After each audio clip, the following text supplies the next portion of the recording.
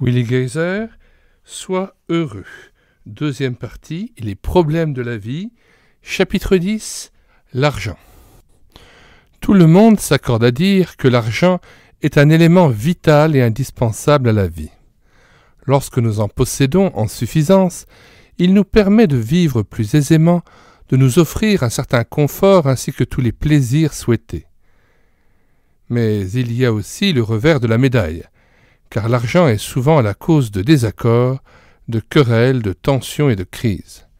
Le vieux dicton que l'argent ne fait pas le bonheur est encore vrai de nos jours.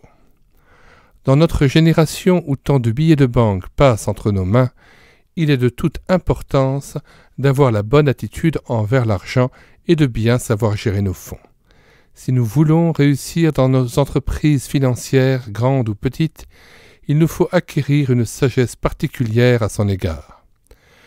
Où trouver cette sagesse ? Dieu, dans son amour, sachant qu'au travers des siècles l'homme serait aux prises avec l'argent, nous a légué la Bible et a voulu que nous y trouvions tout le savoir-faire nécessaire pour une pleine réussite dans le domaine financier. Qu'a donc la Bible de particulier à nous dire sur ce sujet épineux ? Premièrement, elle déclare que tout argent que nous pouvons posséder vient de Dieu. 1 Chroniques 29, 12. Nous devrions être reconnaissants au Seigneur pour l'argent que nous avons le privilège d'administrer et au lieu d'être insatisfaits et d'en vouloir toujours davantage, nous ferions bien de nous souvenir qu'il est dit « Ne reconnais-tu pas que la bonté de Dieu te pousse à la repentance » Romains 2, verset 4. En effet, le fait de posséder de l'argent devrait nous pousser à la repentance et à la gratitude envers Dieu. Certains vont rétorquer « C'est moi qui ai gagné mon argent à la sueur de mon front ». Cela est très probable. Mais imaginez un instant que Dieu nous enlève notre santé, nos dons naturels, notre intelligence, et qu'il cesse de nous dispenser les saisons. Notre ruine serait aussi soudaine qu'inévitable. Le deuxième enseignement de la Bible par rapport à l'argent est que nous ne sommes que les gérants de nos biens. Le jour viendra où nous devrons rendre compte à Dieu de ce que nous avons fait de notre argent. Le service fiscal veut savoir comment nous avons administré notre revenu, ainsi Dieu voudra aussi le savoir un jour. Troisièmement, l'argent ne doit pas devenir notre Dieu. Jésus a dit « Vous ne pouvez servir Dieu et Mammon » Luc 16, verset 13. Le nombre de gens qui servent le Dieu Mammon est incalculable. Ils vivent pour l'argent, ils se mortifient pour l'argent, mais Mammon est un faux Dieu, un Dieu trompeur. Il ne nous procure pas le bonheur ni la paix intérieure, et surtout pas le salut et la vie éternelle.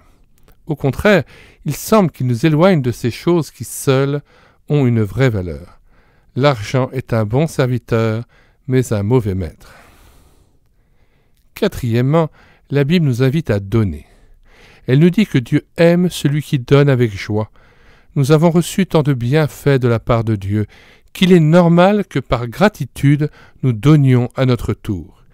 Il n'a pas épargné son propre Fils, mais l'a donné pour nous. Quel amour, quelle abnégation! Alors Dieu s'attend à ce que, par amour pour lui et les autres, nous donnions libéralement. Mais combien faut-il donner ? Dans l'Ancien Testament, le Seigneur réclamait des Israélites la dîme, c'est-à-dire le 10% de tout leur revenu. Ceci était valable sous le temps de la loi, mais dans le temps de la grâce, Dieu ne devrait-il pas pouvoir s'attendre à ce que nous donnions au-delà de 10% ? À qui faut-il donner ? À une Église fidèle attachée à l'enseignement de la parole ou à une œuvre missionnaire travaillant à la propagation de l'Évangile. John Wesley a dit « Gagne tout ce que tu peux, garde tout ce que tu peux et donne tout ce que tu peux. Tel qui donne libéralement devient plus riche, et tel qui épargne à l'excès ne fait que s'appauvrir. » Proverbe 11, verset 24. Willi Geiser, Sois heureux, chapitre 11, l'Église, ça sert à quoi ? Le monde entier est rempli de bâtiments insolites, de par leur architecture et que l'on appelle couramment église. En somme, qu'est-ce que l'église? Non pas tellement le bâtiment, mais la congrégation qui la constitue. À quoi sert-elle? Dans chaque génération, il y a eu des railleurs et des ennemis de l'Église qui ont déclaré que celle-ci n'avait plus sa raison d'être, qu'elle était dépassée et étant en perte de vitesse serait par conséquent en voie de disparition.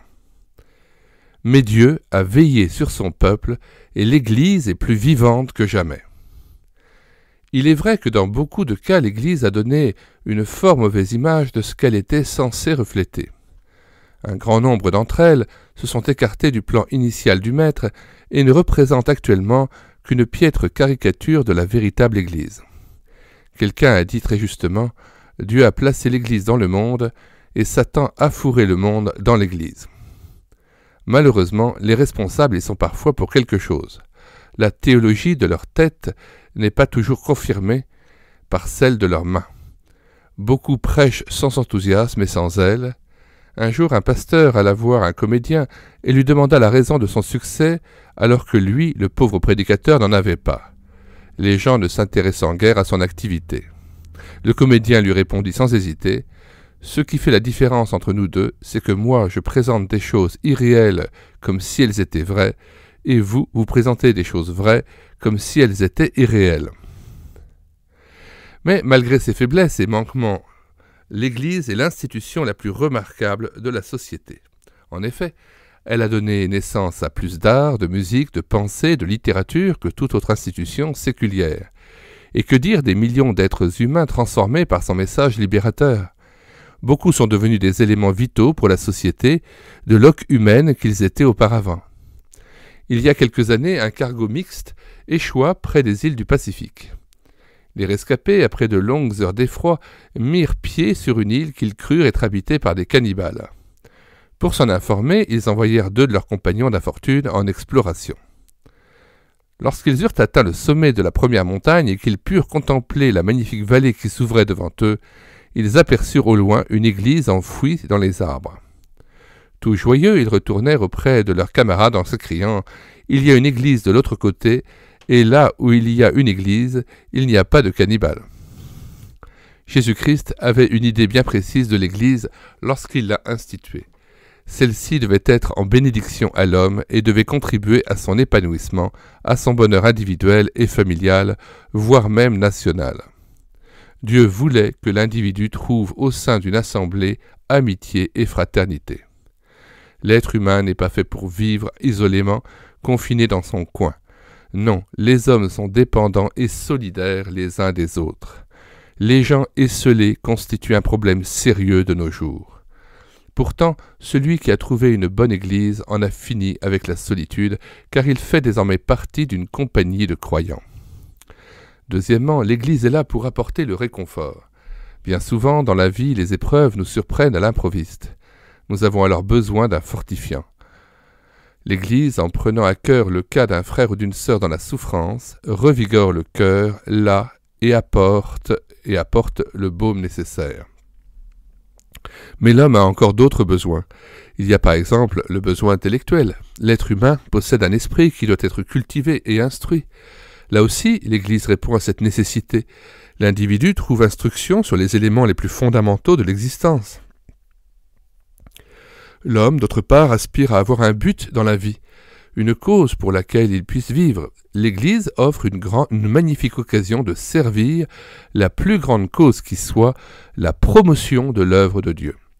Tout homme aussi a des dons particuliers qui lui sont propres, et il peut les exercer au sein d'une Église locale. Ces vérités sont suffisamment évidentes pour nous inciter à nous joindre et nous intégrer à une Église locale vivante. Un des résultats les plus heureux d'une telle adhésion sera certainement la joie, comme l'exprimait déjà le roi David. « Je suis dans la joie quand on me dit « Allons à la maison de l'Éternel » Psaume 122, verset 1. La Bible dit « Christ a aimé l'Église et s'est donné lui-même pour elle ». À notre tour, nous devrions aimer et respecter l'Église en la soutenant et en participant à ses activités. Mais il est évident que nous ne devrions pas choisir n'importe quelle assemblée. Il nous importe de choisir une Église qui respecte, croit et vit la parole de Dieu. Sans doute n'allons-nous pas trouver une Église parfaite, car l'Église se compose d'êtres humains, et là où résident les hommes, là se trouve l'imperfection. Quelqu'un a dit, si tu découvres par hasard une Église parfaite, ne te joins pas à elle, car dès l'instant où tu le ferais, elle ne serait plus parfaite. Mais si vous tenez à l'épanouissement de votre être tout entier, la participation aux activités d'une Église évangélique vivante est indispensable, car c'est là le plan de Dieu à l'égard de chaque croyant.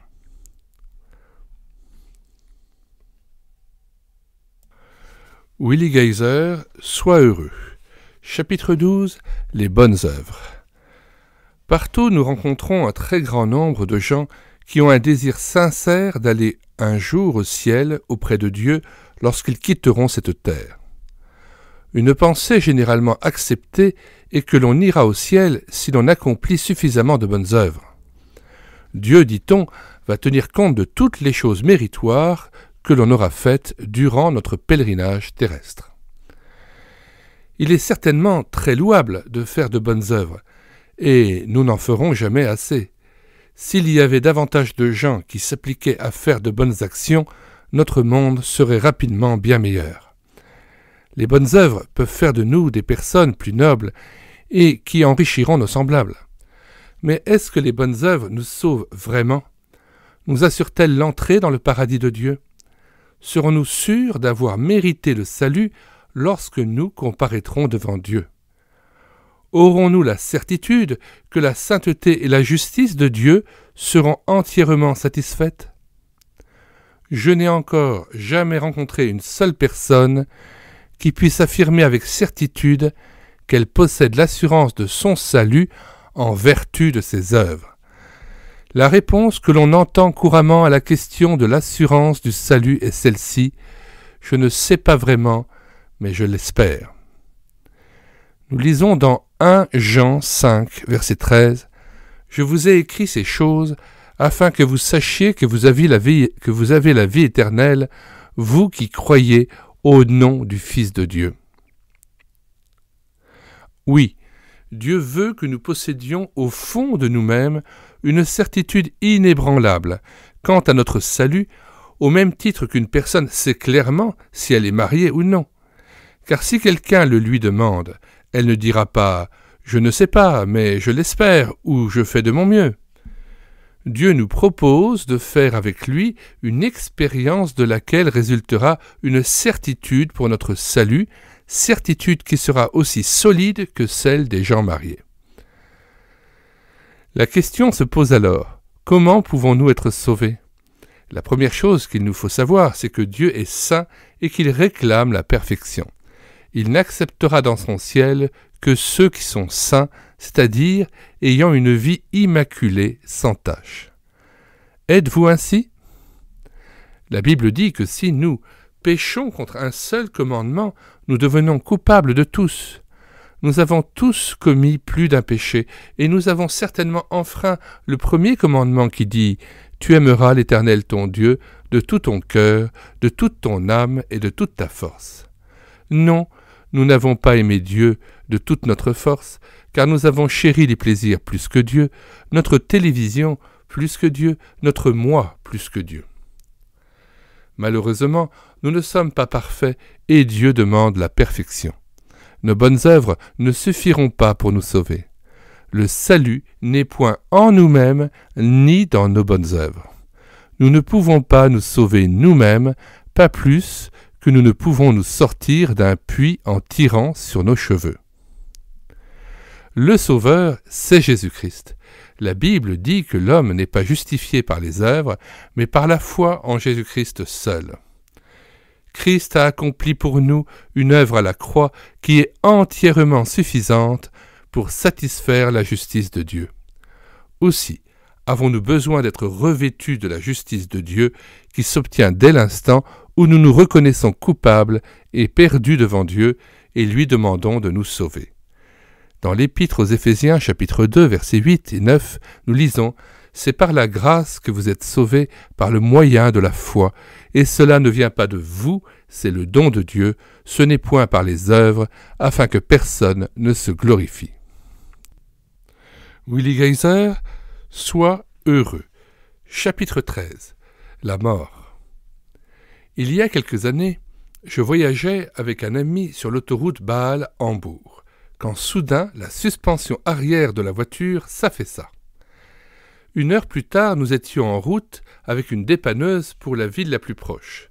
J'étais assis à côté du chauffeur qui me disait que quelques accidents graves étaient survenus récemment dans cette région et que plusieurs personnes y avaient succombé.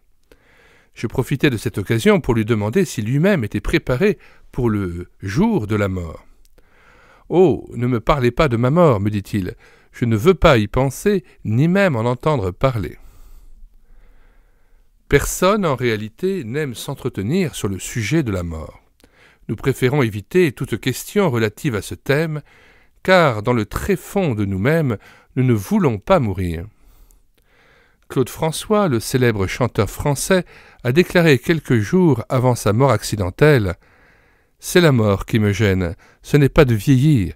Je préfère souffrir et vivre que mourir heureux. » Il a aussi affirmé qu'il n'était pas croyant. Une femme de 36 ans avoua qu'elle redoutait de s'approcher des 40 ans.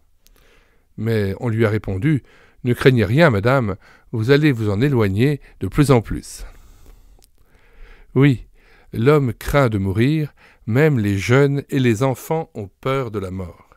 Le Seigneur a placé dans les cœurs des humains la pensée de l'éternité, et même si elle n'est pas avouée, les agissements des hommes sont suffisamment évidents pour confirmer sa présence. Lorsque la question de l'éternité n'a pas reçu de réponse, elle provoque une insatisfaction, un vide intérieur qui pousse le viveur dans une frénésie de plaisir, l'homme d'affaires dans des entreprises plus grandes, le savant à la recherche de découvertes toujours nouvelles, le pilote à aller plus vite et plus haut. Mais malgré tout ce que peut offrir la vie, la pensée de l'éternité persiste. En somme, le cœur de l'homme demande tellement que Dieu seul peut l'assouvir. Dieu sait combler tout être humain qui se livre à lui, prenant soin des moindres détails de son existence, au point de compter les cheveux de sa tête. Puisque Dieu a tout prévu pour que nous puissions bien vivre, il faut que nous sachions qu'il a aussi tout prévu pour que nous puissions bien mourir.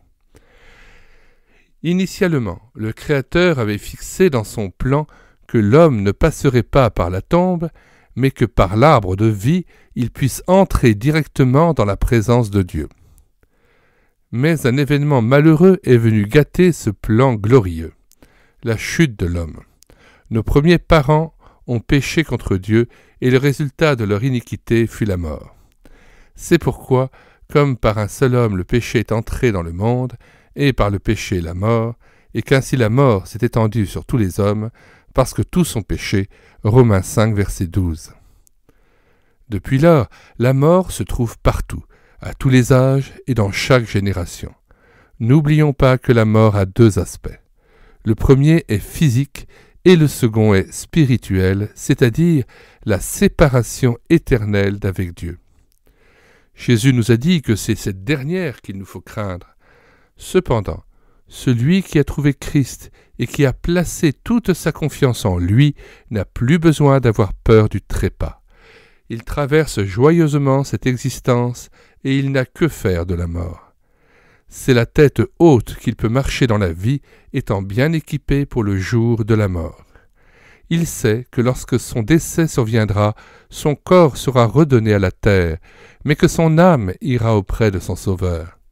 Il proclame et chante les paroles de l'apôtre Paul « Christ est ma vie et la mort m'est un gain » Philippiens 1, 21. Nous savons en effet que si cette tente où nous habitons sur la terre est détruite, nous avons dans le ciel un édifice qui est l'ouvrage de Dieu, une demeure éternelle qui n'a pas été faite de main d'homme. Aussi nous gémissons dans cette tente, désirant revêtir notre domicile céleste, si du moins nous sommes trouvés vêtus et non pas nus. 2 Corinthiens 5, versets 1 à 3. La mort pour le chrétien n'est autre chose que l'échange d'une tente d'avec une maison. Ici-bas, Nous ne sommes que des pèlerins habitant dans une tente fragile, sujets à toutes sortes de maladies, de souffrances et de périls. Mais au jour de notre départ, nous abandonnons cette tente pour prendre possession d'une maison qui n'a pas été faite de main d'homme, mais qui est l'ouvrage de Dieu. Le chrétien régénéré est le seul être qui puisse bien vivre, car il est prêt à bien mourir. Remarquez le contraste qu'il y a entre les grands incrédules qui hurlent d'angoisse sur leur lit de mort, se cramponnant de toute leur force à la vie qui leur échappe, et les croyants véritables qui s'en vont dans la paix, parfois même en chantant ou en louant le Seigneur. Un jeune garçon voyageait dans le train qui le conduisait à travers le désert d'Arizona par une chaleur suffocante. « N'es-tu pas fatigué du long voyage ?» lui demanda la dame qui était assise en face de lui. « Oh, je me fatigue un peu, mais voyez-vous, mon père m'attend à mon arrivée à Los Angeles, et la joie que me procure cette pensée atténue l'incommodité du voyage. Nous pouvons nous fatiguer quelque peu durant ce long voyage terrestre, mais à notre arrivée, c'est notre Père céleste qui va nous accueillir. » La mort de l'incrédule. Il en est par contre tout autrement de l'incrédule et de l'homme irrégénéré. Il n'a ni assurance ni certitude pour le jour de la mort. Son cœur est agité, inquiet, troublé, et il ne peut trouver la paix. Mais Dieu n'a pas voulu que l'homme ait des doléances au sujet de la mort. Si l'être humain est rongé par la peur du lugubre moissonneur, c'est qu'il y a une raison précise à ses inquiétudes. Il est fort probable qu'il ressemble à ce matérialiste dont nous parle Jésus dans Luc 12, versets 16 à 21. Homme d'affaires averti, n'amassant que pour la terre, il vivait uniquement pour les biens matériels et ne se souciait guère du salut de son âme. Subitement, il passe de vie à trépas et il s'entend dire de la part de Dieu ce que le Seigneur devra d'ailleurs répéter à des milliers d'humains qui lui ressemblent, insensé. Peut-être est-il athée et a-t-il décidé pour lui-même qu'il n'y a pas de Dieu. L'insensé dit en son cœur, « Il n'y a point de Dieu » Psaume 14, verset 1. Lui aussi reçoit l'appellation qu'il mérite de la part du Tout-Puissant, c'est-à-dire insensé. Les journaux nous rapportent régulièrement les récits des crimes de l'homme violent. L'Écriture nous dit que l'homme de sang reçoit déjà ici-bas une partie de son salaire, en ce sens que Dieu se charge d'abréger ses jours, au point qu'il n'atteint pas la moitié des années initialement prévues par le Créateur. Les hommes de sang et de fraude n'atteindront pas la moitié de leurs jours. Il y a aussi le viveur, indifférent, qui, pesé dans la balance de Dieu, est trouvé léger, à l'instar du roi Belshazzar, dont nous parle le livre de Daniel. Mais quand le glas de son heure sonna, il trembla comme une feuille, au point que ses genoux se heurtèrent l'un contre l'autre. Daniel, chapitre 5, versets 6 et 25 à 30. D'autres demeurent inconscients jusqu'au moment fatal et se réveillent de l'autre côté en face de réalités qu'ils avaient volontairement ignorées. Rien ne les tourmente jusqu'à leur mort. Psaume 73, verset 4. Il y a aussi l'honnête homme qui se croit meilleur que les autres et se persuade d'être en règle avec Dieu. Sa condition est certainement la plus tragique car il vit dans une fausse sécurité. Il se croit en route pour le ciel alors qu'il l'est pour l'enfer. Qu'ils sont nombreux les hommes religieux, sûrs d'être justifiés par leur bonne conduite, mais n'étant pas régénérés, n'ayant pas fait l'expérience de la nouvelle naissance, et qui sont restés sous la condamnation de Dieu. Galates 5, verset 4. Finalement, nous trouvons même ceux qui ont fait des miracles, qui ont prophétisé au nom du Seigneur, qui ont chassé des démons, et qui pourtant se voient le ciel fermé. Nous avons cet exemple de Matthieu 25 dans la parole des 10 vierges. Les 10 étaient vierges. Elles allaient toutes à la rencontre de l'époux, mais seulement les 5 sages qui avaient de l'huile furent admises dans la présence de Dieu. Peut-on échapper à la mort ? La mort est vraiment le roi des épouvantements. Partout où elle passe, elle sème la terreur. Il y a pourtant un moyen de la vaincre. Le Seigneur a parlé d'un chemin large sur lequel évoluent toutes les catégories d'hommes dont nous venons de parler. Tous avancent lentement mais sûrement vers le lieu de perdition. Mais gloire à Dieu, cette voie large a une intersection avec un chemin étroit conduisant à la félicité éternelle. Pour le prendre, il faut passer par la porte. La porte, en l'occurrence, c'est Jésus-Christ. Passer par Jésus-Christ signifie se repentir, regretter ses péchés, les lui confesser, les abandonner et entamer la route vers la cité éternelle. Mais hélas, passer par la repentance, c'est précisément ce que beaucoup ne veulent pas faire. Leur orgueil les en empêche. Alors, par indifférence ou résistance volontaire, ils continuent leur route sur le chemin large vers la fin tragique de la perdition éternelle. Si vous qui lisez ces lignes n'étiez pas encore engagés sur le chemin étroit, pourquoi ne décideriez-vous pas en cet instant de changer de direction en acceptant Christ comme votre Sauveur, afin de passer de la mort à la vie? J'ai mis devant toi la mort et la vie, la bénédiction et la malédiction. Choisis la vie, afin que tu vives, toi et ta postérité. Deutéronome chapitre 30, verset 19. Willi Geiser, Sois heureux. Chapitre 14, la crédibilité de la Bible. Nous savons que la Bible a été l'objet de beaucoup de controverses et de critiques de la part d'hommes de toutes tendances. Cependant, elle a toujours triomphé lorsqu'on lui l'a approchée avec sérieux et sincérité. C'est ainsi par exemple que l'auteur de Ben-Hur a été invité à écrire un livre pour prouver que la Bible est fausse et indigne de foi. Pour bien connaître son sujet, il a dû obligatoirement lire la Bible. Il fut tellement saisi par ces pages sacrées qu'il se convertit finalement à Jésus-Christ et expérimenta personnellement que Christ est bien vivant. La rédaction de son livre prit alors une tournure différente. Il continua d'écrire, non pour démontrer que la Bible est inexacte, mais pour prouver que le Saint Livre a dit vrai. Oui, la Bible est vraie du début à la fin, elle est entièrement digne de foi. Tout au long de l'histoire, son influence s'est faite sentir dans la vie des individus et des sociétés. Partout où elle a pénétré, elle a apporté la lumière et le progrès. Sans la Bible, le monde serait vraiment un lieu sinistre, sans poteau indicateur et sans phare. Le célèbre journaliste Horace Greeley a écrit « Il est impossible de réduire en esclavage mental ou social un peuple qui lit la Bible. Les principes de la Bible sont le fondement de la liberté humaine. » La Bible n'est pas seulement un livre vrai, mais aussi exceptionnel. Un vieillard de 80 ans qui avait lu la Bible au moins 60 fois d'un bout à l'autre dans sa vie, disait un jour avec ferveur à des jeunes gens « Sachez bien ceci, jeunes amis, je n'ai fait qu'effleurer le bord d'un océan. » La Bible a en effet des profondeurs insondables de sagesse et de gloire. C'est le livre des livres. Il est tout entier d'inspiration divine. Il s'intitule lui-même « La parole de Dieu ». Quel est donc le message de ce livre si remarquable? C'est avant tout votre histoire et mon histoire. C'est la description de l'homme tel qu'il est en réalité dans toute sa laideur et sa déchéance, et surtout sa perdition éternelle.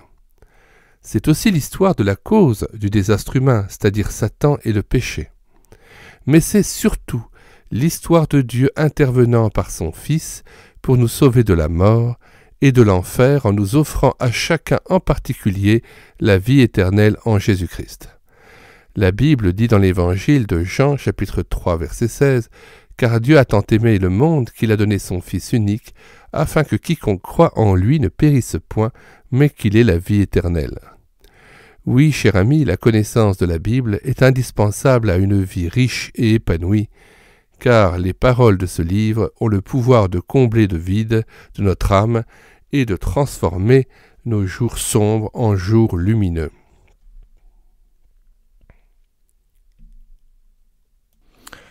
Willi Geiser, Sois heureux. La science et la Bible, chapitre 15.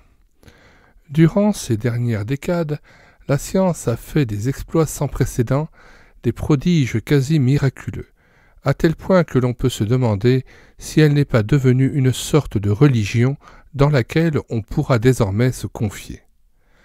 La science a apporté des bienfaits incommensurables qui ont changé notre manière de vivre.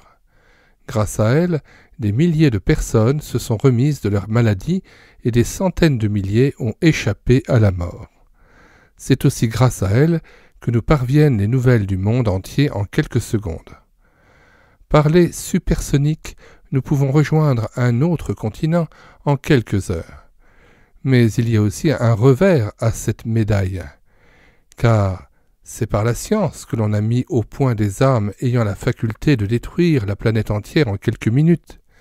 Un scientifique a dit dernièrement « L'homme a imprudemment joué à l'apprenti sorcier et a mis en marche des processus dont il n'est plus le maître. » Oui, la science a changé notre mode de vie et nous a fourni les meilleurs ordinateurs, les meilleurs avions, mais elle n'a pas changé l'homme et ses problèmes moraux, et elle n'a pas encore répondu aux grands problèmes de la mort, par exemple. Le physicien Edward Brandy disait « La science est un effort vers la création, la foi est un effort vers le Créateur. » La science nous mène à un certain stade de connaissance et d'expérience. La Bible nous mène plus loin, au stade supérieur. Elle répond là où la science n'a pas répondu. Elle jette la lumière sur la question de la mort et de la vie après la mort. Elle nous parle aussi de la destinée finale de ce monde et elle nous dit surtout d'où nous venons et où nous allons.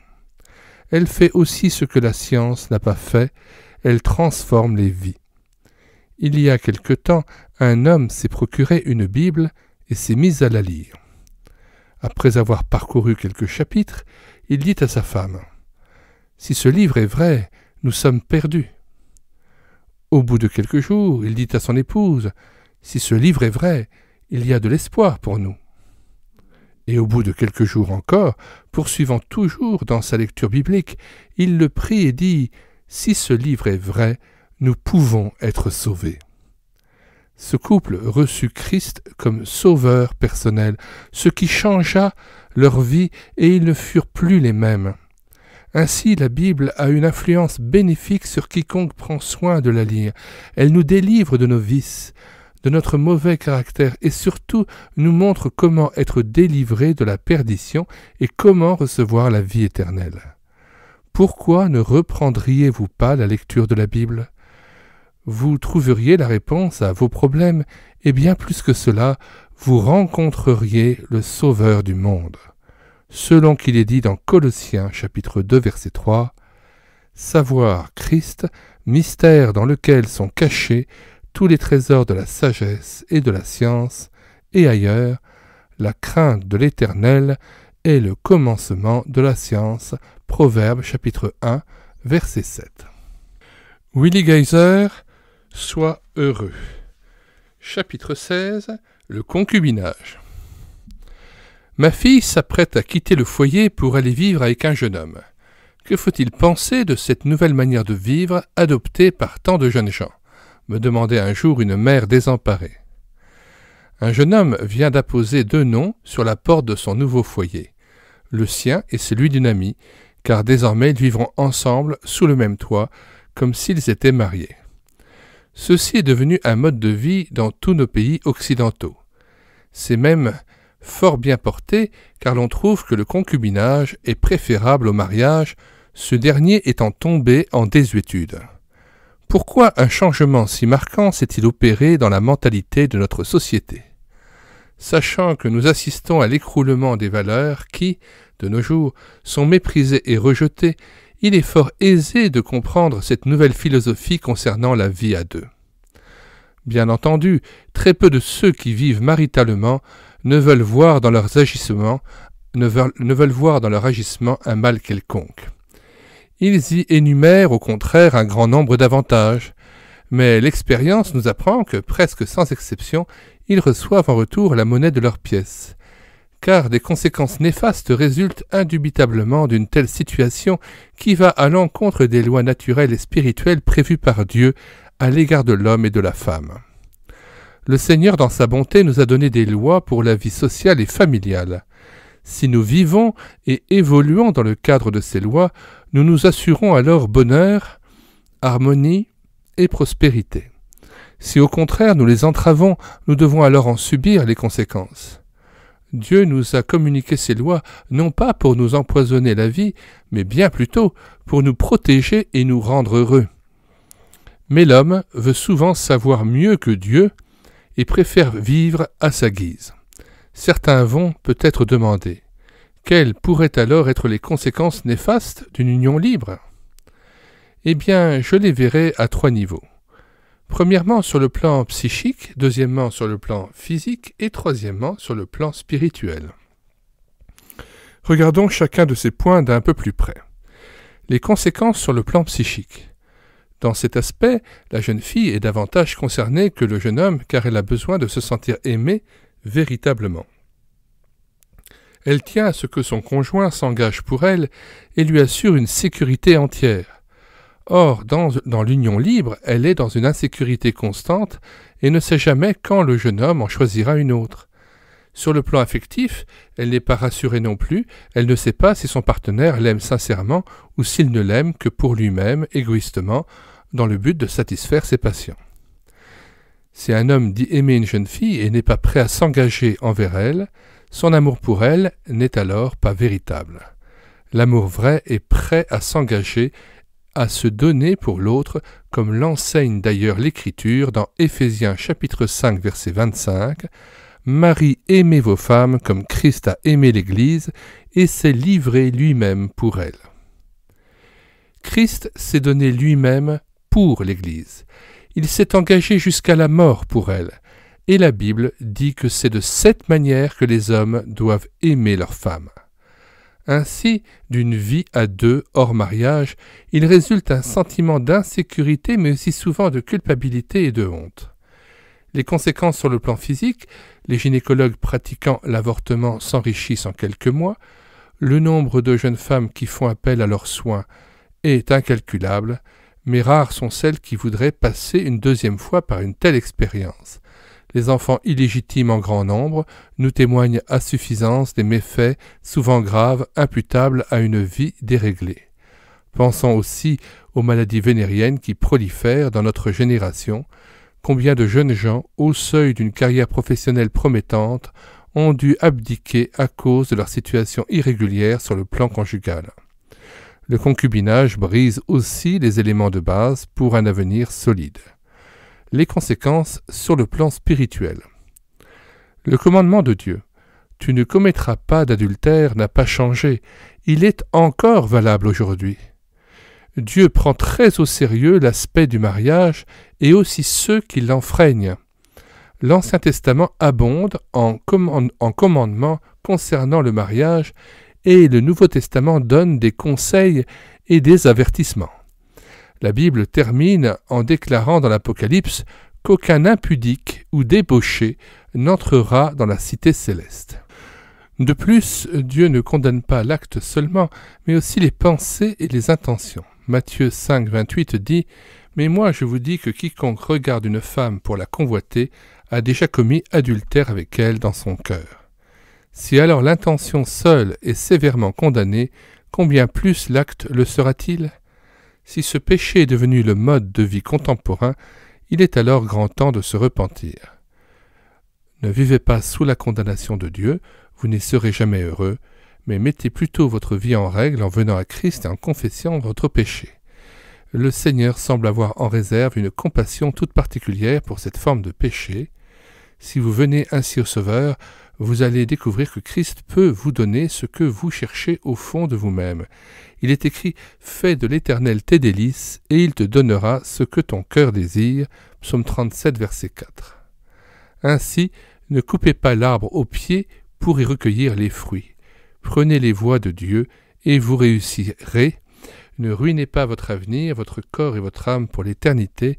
Beaucoup regardent malheureusement le mariage et disent « À qui peut-il vraiment profiter ?» Eh bien la réponse est simple, à tous ceux qui veulent s'épargner une vie étiolée. Willi Geiser, Sois heureux. Chapitre 17, le mariage. Les fondements du mariage sont remis en question. Ils battent très fortement de l'aile, car ils sont visés et attaqués de toutes parts. Ayant autrefois occupé une place prépondérante au sein de la société, ils sont maintenant placés au dernier rang de l'échelle des valeurs.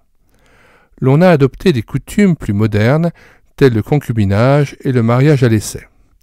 Parmi certains jeunes, l'on trouve même l'idée d'un mariage avec contrat renouvelable chaque année. Lorsque de telles idées sont avancées en toute sincérité, il est alors grand temps de se tourner vers l'auteur du mariage, celui qui l'a institué, en reconsidérant quel était son plan et son but à l'origine. Analyser la valeur du mariage et du foyer constitue en fait l'analyse du fondement même de la société. En effet, la famille est fondamentale, et elle fut instituée par Dieu en premier lieu, avant l'Église et avant la société. Si nous supprimons la famille, nous supprimons la société.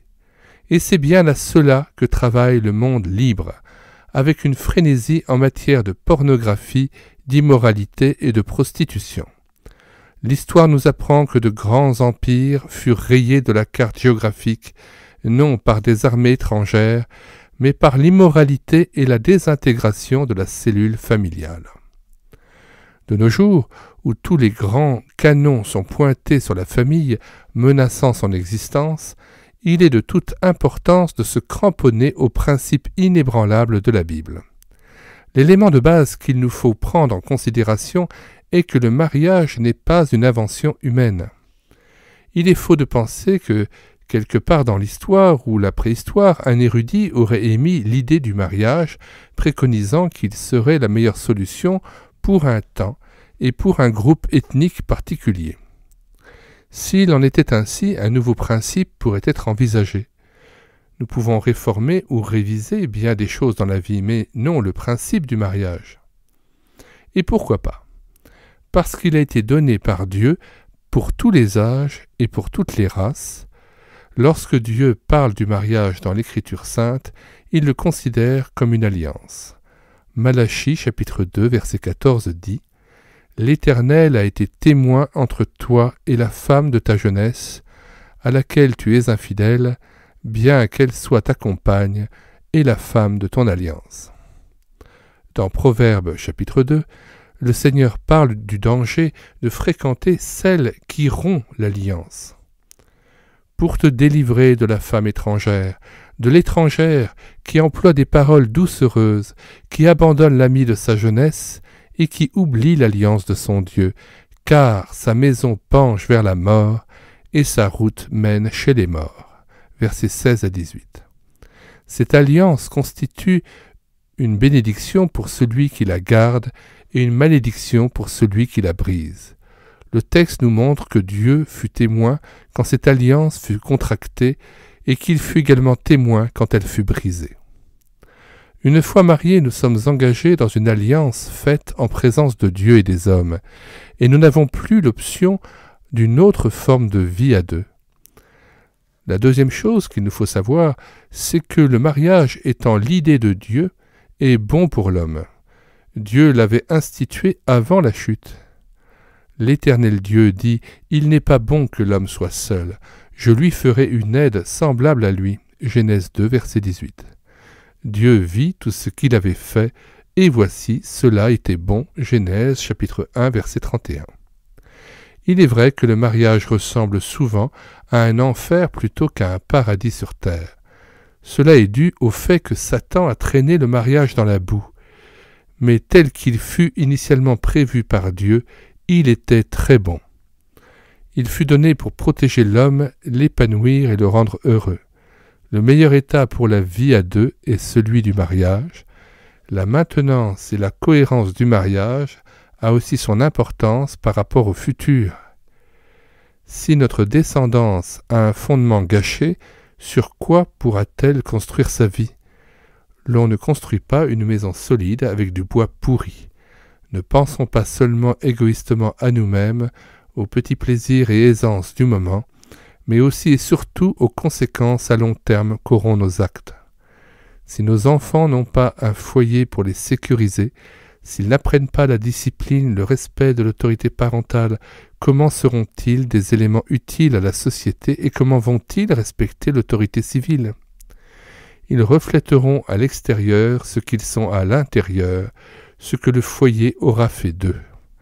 Certainement que quelques-uns de nos lecteurs vont dire « Le mariage est néanmoins un art difficile. Le pourcentage de ceux qui ont réussi dans ce domaine est faible, ce qui prouve que la vie matrimoniale est malaisée. » Ceci est partiellement vrai. Lorsque Dieu a parlé du mariage, il n'a pas promis qu'au sein de cet état, il n'y aurait pas de problème. Mais il nous a montré le moyen de vivre à deux en harmonie et d'avoir une pleine réussite dans ce domaine. Car le secret d'un mariage réussi ne réside pas dans les circonstances favorables. Bien des couples pensent que s'ils avaient un autre conjoint, un appartement ou un environnement différent, leur foyer serait meilleur. Mais là n'est pas le problème, il est bien plus profond. Par le truchement de sa parole, Dieu nous montre clairement que le mariage doit être envisagé non pas à deux, mais à trois. Le mariage parfait est en réalité une unité de trois personnes. Je répète, le mariage parfait est en réalité une unité de trois personnes. Un homme, une femme et le Créateur. C'est ce qui fait que le mariage est sacré. Quelqu'un a dit très justement qu'aucune chaise ne peut se maintenir debout avec deux pieds seulement. Il lui en faut au moins un troisième. Un couple sans le troisième élément n'a aucune garantie de rester debout. Il ne sera solide et heureux que dès l'instant où l'initiateur du foyer, c'est-à-dire Dieu, sera accepté et placé au centre de la vie familiale. Si le Seigneur est laissé en dehors du foyer, ce dernier est livré à lui-même, et ce n'est pas étonnant s'il est sans force et sans amour. Malheureusement, il n'existe pas de compagnie d'assurance qui puisse garantir la réussite de notre foyer. Mais il est une garantie absolue qu'en la personne de Jésus-Christ, s'il est au centre, notre foyer va tenir. Lorsque vous achetez une voiture, l'on vous recommande de suivre méticuleusement les instruments du fabricant établis dans le manuel d'entretien. Si vous faites ce qui y est écrit, vous roulerez longtemps sans problème, mais si dès votre départ vous jetez le manuel par la fenêtre, vous persuadant que vous n'en avez pas besoin, alors il sera tout normal que vous tombiez en panne. Il en est de même du mariage. La notice du fabricant, c'est la Bible. Si nous omettons de suivre ces instructions, nous allons alors obligatoirement tomber en panne. Fin de la deuxième partie de cet ouvrage de Willi Geiser, Sois heureux. Deuxième partie intitulée Les problèmes de la vie. Nous mettons dans les commentaires de cette vidéo le lien de téléchargement gratuit de cet ouvrage, ainsi que le lien de téléchargement d'autres ouvrages de Willi Geiser et le lien vers d'autres playlists que nous vous recommandons.